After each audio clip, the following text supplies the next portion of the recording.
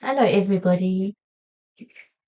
This is Mystical Bev, and I'm coming from lightw.co.za. Thank you for joining me today. I'd like to remind you to go back to the basics.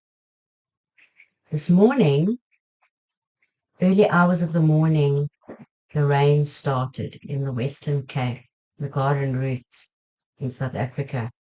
We have been under an extreme drought. We have about 4 days left of water until there's no water whatsoever. Drinking water, bathing water, for cleaning, for anything. The lawns are brown, it's summer, it's green, it's the garden route, it's normally beautiful, but there's no water. And this morning, the rain started. And it's been raining gently from about 5 o'clock. At first had a huge shower, and now it's just this gentle, ongoing, beautiful rain. And it made me realize that we need to go back to basics. Our physical body is the instrument that we use for our psychic abilities. The body is where we sense what's going on in our mind. Our higher consciousness speaks to us through feelings in the body. I know we've spoken about this before, but I just wanted to bring us back to basics this morning. So we need to make sure we're eating good, healthy food that is being prepared with love and good energy, that we're drinking lots of water, beautiful, filtered, clean, fresh water, not just coffee, teas and things. They kind of play a part, but not really. You need to drink fresh, clean, clear water. Find a way to drink it if you are having issues. I started drinking water when I was 18 years old. A lot of water, I mean. 3 liters a day. A person should drink about, it depends on your weight, but you can also look at the time of the month. In the Southern Hemisphere, when it is now summer, from December, which is the 12th month, you take 12 plus 3 glasses. So that means a person should be drinking 15 glasses in December. And then again, January the same. And then you start tapering it down. So November would be 11 plus 3. February would be 11 plus 3. And you go all the way down.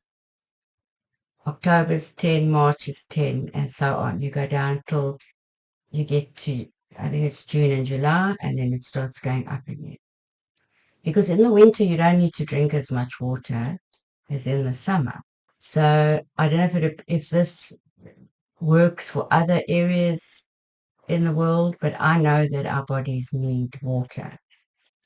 Yeah, it's 3 point something liters of water that we should drink in the very high hot seasons. So we're in January, so that's where I'm at the moment. So my question is, are you drinking enough water? And a great way to get you to be drinking more water consciously, on purpose, is to start off with 1 glass every time you go to the loo. Start off with 2 glasses first thing in the morning. Really get it down. Just slug it down if you have to. And then every time you go to the bathroom to relieve yourself, drink a glass. But keep track of it on a piece of paper or on a chart or on your phone or wherever. Keep track of it. That's the best you can do. I pour a full liter of a liter bottle. I pour full, and I know I need to drink 3 of those in the day. And so I know that I only need to count the bottles, and then you can pour the bottles into a glass or slug it out the bottle, whatever works for you.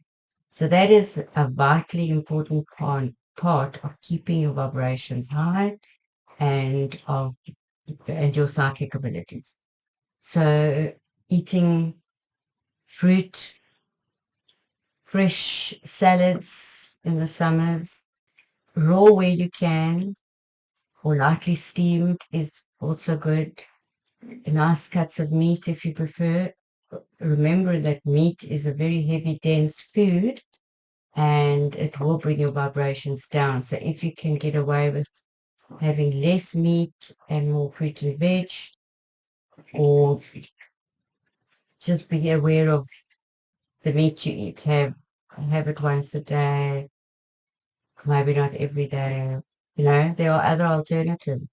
Eggs are great to have, omelets with cheese, which I love, but I'm allergic to dairy, so I can't have the cheese. But if you make an omelet with mushrooms and fried onions, tomatoes, if you prefer, things like that are also very nice in an omelet.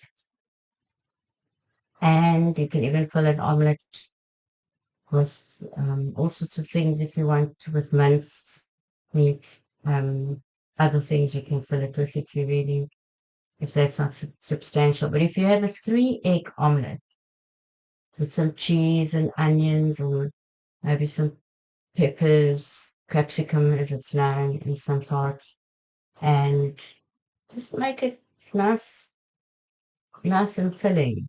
You'll see that, well, you'll see that is very filling. And then, of course, exercise. You don't have to be running a marathon every day. I like to get up early in the morning at 5 o'clock. And the first thing I do is I start exercising. Put on my gym clothes and my tackies, gym shoes, and I'm out on the road, and I go generally do about 20-minute walk. Then when I get back, roll out my yoga mat, and I just do some stretches as I feel led to go. You do some lying on your back, you do some on your tummy, you do some on your sides. You don't even have to do many standing. You can do, there's so many. I started off doing yoga from a book, and that's how I taught myself yoga. But there's so many things on YouTube that you can start with. But because you've been out walking, I feel it's fine to just then do stretches and mat work when I get back. And just concentrate on the abdomen and the gut area, because that is your biggest part of the body. And if you at least work on your tummy every day, abdomen, then you can alternate between legs and arms, or do a bit of legs, a bit of arms. There's just so much, and you just do it not to kill yourself. Yes, you want to work, you want to have resistance. I even do push-ups, but I do them against the wall. You can do chair yoga, which is great. I do some things, some chair yoga as well, which is also nice for tummy, different ones. So be creative. Just do something regularly, and you get yourself into a routine. And it's good to be up early. You can then meditate if you like. I prefer to meditate earlier in the night. I wake up between 12 and 4, usually around about 3 o'clock every night, and I meditate. That's my time to meditate. That's when I become still and I clear my mind of any thoughts. I journal, write all these thoughts down to get them out of my head, and then I take back control of my mind. Once I've taken control, many times inspired thought comes at that time, but it doesn't always come straight away then. It could come during the day. And you'll know when it's inspired thought. You'll get this idea, this brilliant idea, and investigate it, look into it, see what it's all about. Okay, so we've spoken about water, we've spoken about exercise, and about food. You need to have enough sleep. You need to make sure you get enough rest. Go to bed at a reasonable hour, and don't be watching and playing games just before you go to bed. You're never going to go to sleep. Calm down, listen to some gentle music, a guided meditation or something like that just before, when you go to bed, so that it'll help you even further to relax and have a good peaceful sleep. And then fresh air and sunshine. Get outside into nature. Make sure you're getting some sunshine, some vitamin D, if you can. Depends where you live. Just be careful. Hug a tree. If you like, walk on the grass barefoot, grounding. Go for a walk on the beach. If you're in a city, go walking even on the road. Go for a walk and then just touch a tree and you walk past it, or touch some flowers, or just stop and touch and look at the trees and the flowers and just breathe in the energy. You can't always get out. If you've got pot plants, touch your plants. Just do what you can. The last one that I was thinking of was there's 7 healthy habits that I believe we need to do. Don't go to bed angry. Always apologize before you go to bed. Make right with others before you go to bed. But you're really not going to have a good night's rest. And when you apologize to people and when you forgive people, it's for you, not for them. Doesn't matter what they think or don't think, it's for you. And if you really can't get hold of that person, if they've passed, write a letter or talk to them in your sleep, in your dreams, talk to them in a prayer. I believe there's such a thin veil between different dimensions that they're probably standing right next to me right now and can hear everything I say and know that I'm regretting what I said or did or whatever, and ask for forgiveness and just apologize and forgive them if they've been harmful, if they did you any harm. So yes, remember this body is a beautiful quantum machine.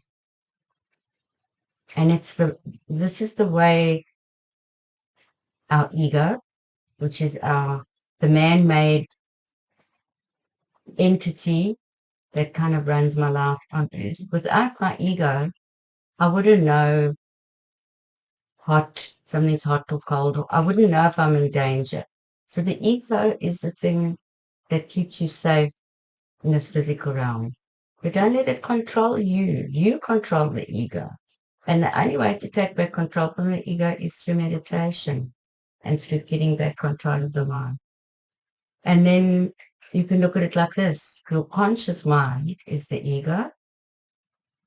The subconscious mind is your higher self or your own soul, the wave in the ocean, the one wave that you are in the big ocean of water. That's your subconscious. And the superconscious is source.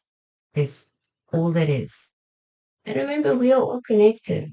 If you've got nobody to talk to your plants. If you've got nobody to talk to your animals.